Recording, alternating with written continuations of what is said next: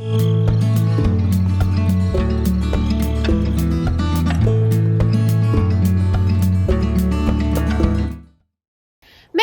hoş geldiniz. Merhaba, hoş geldiniz. Bugün size çok güzel bir konuyla geldik. Nedir konumuz bugün Günaycığım? Evet, biz önceki videolarımızda karavanın planlama aşamasından bahsetmiştik. Araç seçiminden önce nasıl bir hayat yaşayacaksınız ve içi nasıl bir dizayna sahip olacak?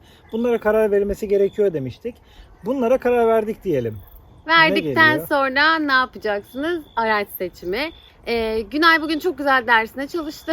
Evet. Hatta Mercedes'i aradım. Mercedes'in bu arada internette iç ölçüleri hiçbir yerde yoktu. Bayağı aradık. Evet, aslında var ama o kadar çok birbirinden farklı bilgi var ki hiçbiri birbirine tutmuyor. Bir de PDF okunmuyordu sanırım. En son Mercedes'i aradım, dedim böyle böyle. Bana şu anda Türkiye'de satışı olan veya daha önce sattığınız araçların ölçülerini verin. Bunları ilettiler. Ve bir size aslında tablo hazırladık. Tabloyu şuralara buralara koyacağız. Evet. Ama notlar almanız gerekebilir ya da durdura durdura izleyebilirsiniz. Bayağı güzel hap bilgiler verecek Günay size şimdi. Teknik kişi olarak lafı ona ben bırakacağım. Birkaç yerde gireceğim sadece. Evet, şimdi nasıl oluyor? Aracı neye göre seçeceğiz? Hangi araç bizim için daha mantıklı? Ya da hangisi daha mantıksız bir seçim olur sence? PSA grubu araçlar dediğimiz 3 tane araç var. Ducato, Jumper, Boxer. Bu aracın üçü de neredeyse birebir aynı. İşte motor farklılıkları falan var. Ama arka tarafta karavanı ilgilendiren kısmı arka hacim, genişlik, yükseklik, uzunluk. Bunlar aynı. Bir diğer seçeneğimiz Mercedes Sprinter, Volkswagen Crafter. Bunların da altyapısı aynı fabrikadan çıkıyor. Evet. Ve bu ikisinin de genişliği, uzunluğu vesaire birebir aynı. Tabi diğer üst yapılarda farklılıklar var ama bu kısım aynı. Bir diğer seçeneğimiz Iveco değili. Bunu da son zamanlarda çok sık duymaya başladık ki biz alırken aslında pek duymamıştık bunu. Evet. Bir seçeneğimiz ise Renault Master. Bunu pek görmedik aslında karavan olarak ama çok soran var. Biz kendi karavanımızı yaparken aslında 17 metreküp araç bakıyorduk. Ama 17 metreküp istediğimiz temizlikte bir panel van ya da minibüs bulamadık. Evet. 15 metreküp bulduk. Bizim için yatak tarafı çok önemliydi. Asansörlü, yani otomasyon olan bir karavan yapacağımız için yatağı da konumlandırma şeklimiz yatay olmasını istiyorduk.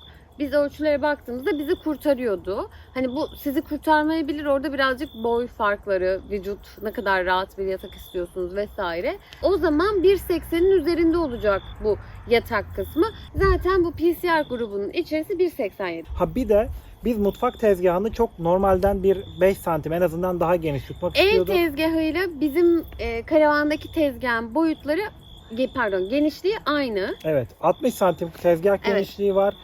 Normal karavan mutfaklarından daha fazla geniş standart. Normal karavan mutfağını biraz daha dar yapıyorlar. 50-55 santim civarı. Aynı şey banyoda da. Bizim kiraladığımız karavandaki banyo ufak gelmişti bize. Hem tavan çok alçak, benim kafam neredeyse değiyordu tavana.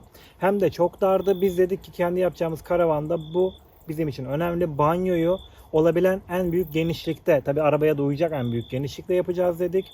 Bir taraftan mutfak sıkıştırıyor. Diğer taraftan hemen karşısında banyo sıkıştırıyor. Ortadaki koridor daralıyor. Dolayısıyla arabanın genişliğinin zaten belli bir seviyenin üzerinde olması gerekiyor.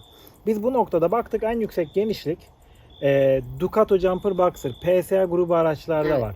Bir de bu araçların hepsi biliyorsunuz tavana doğru böyle bir daralma var. Yani alttaki genişlikle üstteki genişlik bir değil. Bu daralma hepsinde var ama bazılarında daha fazla daralıyor. Bu daralma bizim üst taraflara koyacağımız dolapları çok dar tutmamıza sebep olacaktı ve biz çok geniş dolap alanı istiyorduk. Dolayısıyla dedik ki fazla daralmayan ve genişliği fazla olan ne var? PSA grubu araç. Evet. Bizim seçeneğimiz bu olsun dedik. Çok hızlı bir şekilde karar verdik. Ve bence bugün bir daha karar verseydik yine PSA olurdu. Belki bu araç olmazdı ama PSA grubu olurdu kesinlikle. PSA grubu güzel bir araç. Peki ölçülerden bahsedelim. Genişlik 1.87 yani 187 santim maksimum genişlik var PSA grubu araçlarda. Daha genişi yok. Mesela Mercedes'e baktığımızda 1.78, 9 santim daha dar. Renault Master'a baktığımızda 1.76. Daha da dar. Iveco Daily'e bakıyorum 1.74. Daha da dar. Evet. Yani bu darlık mecburen siz banyoyu ve mutfağı dar tutmak zorunda Ama kalıyorsunuz. şunu söyleyeyim. Şimdi Iveco Deli'nin daha böyle bir sürü araçları var değil mi? Ya tabii boyut olarak farklılıkları Bu var ama. grup araçlardan bahsediyoruz. Orada bir yanlış anlaşılma olmasın. Evet, yani mesela Heh, oto aynen. çekici araçları var. Ona şasiyi, evet. kasayı kendiniz yapıyorsunuz. Lütfen. İstediğiniz büyüklükte yaparsınız. Bu Aynen. panel van araçlar için Evet. geçerli. O evet. Bunu önemli bir özellikle nokta. belirtelim çünkü hani yanlış anlaşılmaya meal verdiğimiz zaman bu sefer bambaşka sorular doğuyor bu tarz araçlarda. Uzunluk konusuna baktığımızda uzunlukta Mercedes ve Crafter yani Sprinter ve Crafter Ama Crafter'ın nesi var? nesi var? Crafter'ın Arka kapı arka kapıları hem yatayda hem de dikeyde bombeleri var. ve cam bulmakta çok zorlanılıyor buna. Ama bununla ilgili çok güzel bir hap bilgimiz var. Evet. Crafter'ı çoğu insan yaklaşamıyor sırf bu cam mevzundan dolayı. Ama müthiş bir tüyomuz var bununla ilgili. Biz de geçen hafta öğrendik. Bunu ne zaman? Çok yakında. Önce Instagram'da duyuracağız. Sonra da YouTube'da uzun haliyle size Evet. onun bilgisini vereceğiz. Uzunluk konusunda da PSA grubu araçlar 407 santim yani 4 metrenin birazcık üzerinde bir uzunluğu var. Maksimum. 15 metreküpte de 17 metreküpte de maksimum uzunluk aynı. Mercedes'te 63 santim daha fazla bir uzunluk şansımız var aslında. O da 470 santime geliyor. Bu da aslında yatağa dikey koyduğunuzda da bizimki kadar bir mutfak ve banyoya alan kalması demek oluyor. Aracın uzunluğunda ama genişlikte dar olması zaten. Dar ve uzun olacağına biraz daha geniş ve kısa olması bilmiyorum benim tercihim olur. Ben hala tabii öyle tercih ediyorum ama mesela bize genelde böyle işte niye Mercedes seçmediniz daha uzun onlarda. Hacmi aynı ama uzunluktan dolayı yatağı uzunlamasına koyabilirdiniz diyenler var. Tercih Doğru. meselesi. Yatağı uzunlamasına koyarsanız arka tarafta, ön tarafta kalan alanınız yine aynı ama daha dar. Mutfak ve banyoyu kısıtlıyor. Bunun üzerine ekleyeceğimiz ne var? Yükseklik. En fazla yükseklik hangi araçta? 17 metreküp. Ha, Evet, pardon. PSA grubu araçta Evet. 17 metreküp Ducato Jumper Boxer. 217 santim. Yine Mercedes de Volkswagen de bu alanda öne çıkamıyor. Onların yükseklikleri bakıyorum hemen 200 santim. 2 metre yani. 14 ve 15,5 metreküpler. İkisinde de 2 metre yükseklik var. PSA grubu araçta 15 metreküpte 193 santimken 17 metreküpte 217'ye çıkıyor. Dolayısıyla Mercedes'in de üstüne çıkmış oluyor. Peki Renault Master'da nedir? 179'a 204 santimlik iki tane seçeneğimiz var. Bu da aslında yine PSA grubunun altında kalıyor. Iveco Daily'e baktığımızda onda da 190 santimlik bir yüksekliğimiz var. PSA grubunun daha da altında kalıyor. Evet. Ve Ama Iveco'nun motoru çok sağlam sanırım değil mi? Evet. Hep duyduğumuz şey o. Ama bu konuda birebir tecrübeniz var mı derseniz yok. Kulaktan dolma bilgi. aynen öyle. Peki özetleyecek olursak nedir? Uzunlukta Mercedes bir adım daha önde ama daha dar. genişlikte kaybediyor ve açıdan dolayı fazla daraldığı için kaybediyor. Genişlikte Crafter tabii Mercedes'le aynı bu arada. Sprinter ve Crafter aynı kasa tamam. olduğu için. Genişlikte PSA grubu önde. Yükseklikte PSA grubunun 17 metreküpü önde. Hani yüksek istiyorsanız 17'sini seçersiniz. Peki aracın sağlığı, aracın uzun ömürlü olması, aracın az arıza çıkarıyor olması konusunu düşünürsek PSA grubu mu seçeriz yoksa başka bir araç mı seçeriz sence? O da başka videonun konusu mu acaba? Hayır. Yani gayet bu videoda çok basit bir soru aslında. Ya şöyle Detaya girmeyeceğiz. PSA grubu araç biz denedik. Arızası çok. Evet, PSA grubu araç birazcık daha aslında uygun fiyatlı. Yıpranmış araçlar bunlar ya gerçekten. Şöyle çok kullanılan araçlar. Şimdi Mercedes bir kere zaten alırken de belli bir fiyatı var. Dolayısıyla belli bir kalitede üretiliyor. Daha uzun ömürlü araçlar oluyor. Aracın satış rakamı daha düşük olduğu zaman bu kalite anlamında da bazı şeylere etki ediyor tabii. Yani. Her ne kadar bizim aracımız Citroen Jumper Ford motoru var. Motorunun çok iyi olduğunu herkes söylüyor.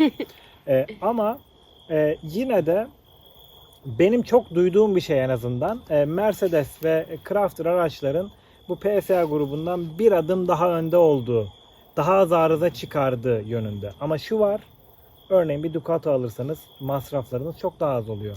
Yani işte orada biraz daha kişisel tercihler, usta tanıma, sanayiyi bilme işleri bence devreye giriyor. Yani bu biraz daha kişiselleşiyor burada durum. Aynen öyle. Ben mesela bu aracı tek başıma yapıyor olsaydım daha sağlam, daha yeni bir araç bakmak zorundaydım. Çünkü ben sanayiye o kadar çok götüremem. Tabii.